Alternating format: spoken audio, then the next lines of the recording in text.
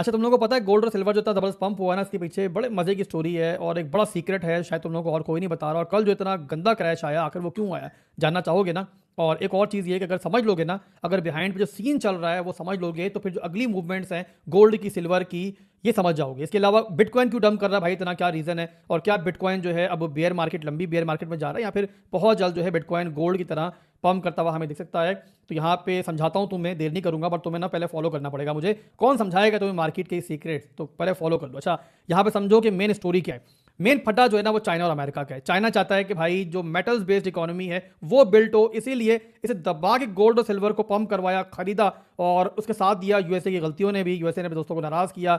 लोगों को पहले ट्रस्ट था यूएसए बॉन्ड्स के ऊपर, ट्रेजरीज के ऊपर, बट उसके बाद क्या हुआ, ट्रम्प की वजह से, यूएसए की वजह से दोस्त नाराज हुए।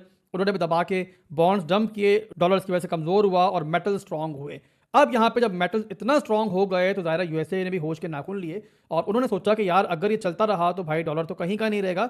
तो उन्होंने यहाँ पे एक पुराना हथियार आजमाया जो माजी में भी आजमा चुके हैं वो लोग। वो क्या हथियार है कि माजी में भी जब भी मेटल्स औकात से बाहर होते हैं ना और डॉलर को खतरा होता है, तो वो क्या करते हैं, वो फीचर्स के अंदर, सीएमई मार्केट के अंदर जो है ना, मार्जिन को बढ़ा देते हैं। एक ये तरीका आजमाते हैं और कल उन्होंने आजमाया और उसी वजह से डॉलर और सिल्वर जो है सडन क्रैश हुए।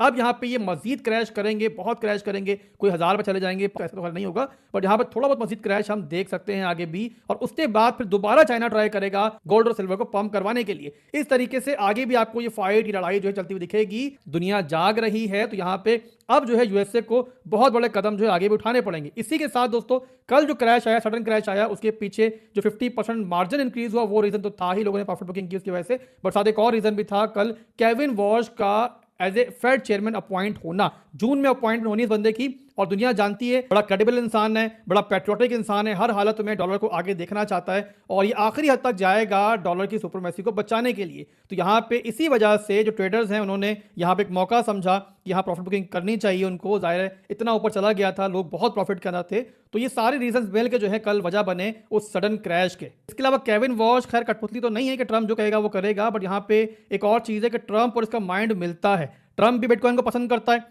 डी बिटकॉइन को पसंद करता है, दोनों बिटकॉइन को बड़ा पसंद करते हैं। तो यहाँ पे आगे चल के अगर बिटकॉइन को नेशनल रिजर्व में शामिल करना है तो यहाँ पे जाहिर है ट्रम्प को इसका साथ चाहिए, तो ये भी रीजन है कि ट्रम्प ने इसको अपॉइंट किया है। सेकंड चीज कि यहाँ पे डॉलर को स्ट्रॉन्ग देखना, यूएसए को स्ट्रॉन्ग देखना ट्रम्प भी चाहता है। तो यहाँ पे दोनों रीजन है जिसकी वजह से यहाँ पे जो है ना लोग समझ रहे हैं कि भाई अब जो टीम बनने जा रही है वो बड़ी जबरदस्त बनने जा रही है। अब ये लड़ाई तो मेरे भाई रुकने वाली नहीं है, जंग जो है दुनिया में छिड़ चुकी है इकोनॉमी को लेकर।